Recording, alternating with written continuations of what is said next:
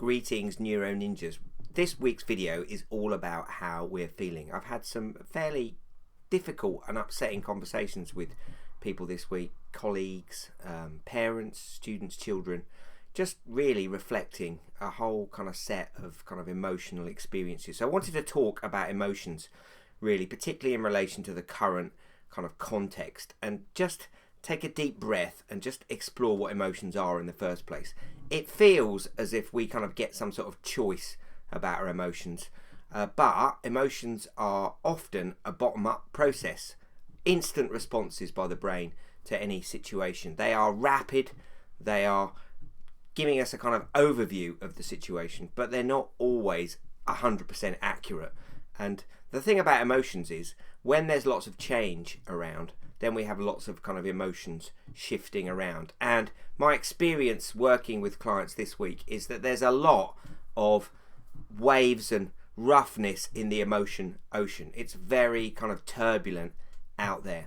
And it's really important, therefore, to kind of acknowledge that that's the background experience that we're all having collectively. So what you see when people are experiencing lots of turbulent emotions is you see quite a lot of short-temperedness, quite a lot of shoutiness, quite a lot of frustration, a kind of lack of openness. People aren't listening to each other, they're just broadcasting. You've got keyboard warriors on social media saying a bunch of stuff. You've got people responding in ways that are kind of rapid and sometimes saying things that really aren't compassionate at all.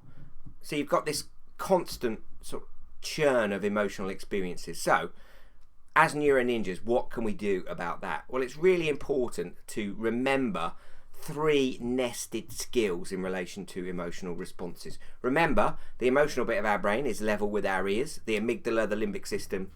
It's a kind of instant summation of whatever situation we're in. And currently, the emotions are like, I'm not really sure. It's a bit complicated. There's lots of information coming in. School is quite different and new for everybody, for parents and carers, for children and for staff. There's lots of kind of difference out there which triggers that kind of emotional churn. So those nested skills we're talking about is emotional agility, emotional granularity, and emotional hygiene. So emotional agility is the ability just to go into the day and going, right, okay, I'm going to get thousands of emotional experiences during the day, and I'm going to ride those experiences, responding rather than reacting to those experiences. And I'm going to try and give responses in line with my values and beliefs rather than just kind of snapping at people. Now that is a hell of a skill, and it takes a long time to build those skills.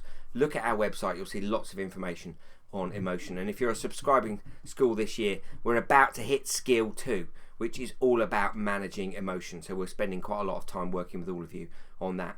The second skill is emotional granularity, which is the ability of the top bit of our brain, the prefrontal cortex, to describe emotional experiences.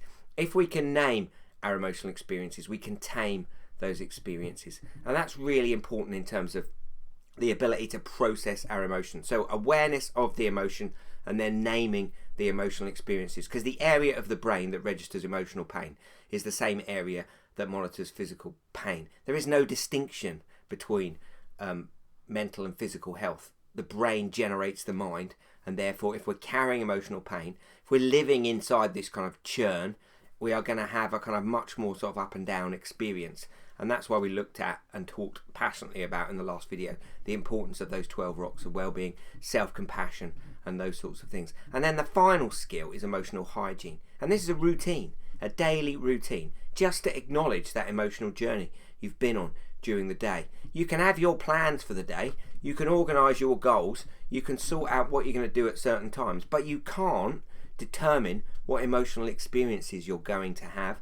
That is your brain and body's response to what's happening around you, your reflections on those things, the thoughts that kind of churn across our heads generate a set of emotions. So it's really important just spend a little bit of time at the end of every day, sit down with our kids and just ask 3 questions. What happened today?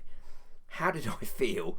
What emotions were involved? And just explore those experiences, because in doing that, we're giving the emotional brain access to the linguistic processes of the prefrontal cortex, the rational processing parts of our brain, and we're giving our kids access to our prefrontal cortex, and they're also having access to their own prefrontal cortex. We're having a conversation which is getting us to explore our emotions. And often those experiences can be quite quick conversations. But at the moment, with the emotion ocean all over the place, it's really important to understand that you might see shouty, grumpy people. I mean, we've got people hoarding again, haven't we? We've got people grabbing toilet roll and thinking only of themselves, just reacting to their kind of emotional brain.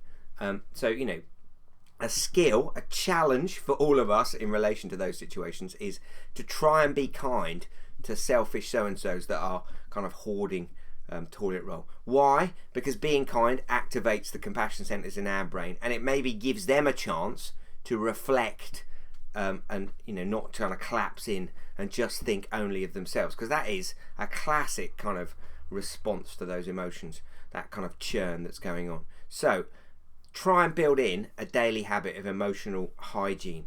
Questions you ask yourself every day. What happened today? How did I feel? What emotions were involved? And that just becomes a daily place, a daily space to acknowledge the fact that we are living in a body, a brain, generating a mind. Emotions are a natural part of that experience, and we need to accept, be aware of our emotions, and give ourselves the best opportunity to process those emotional experiences every single day.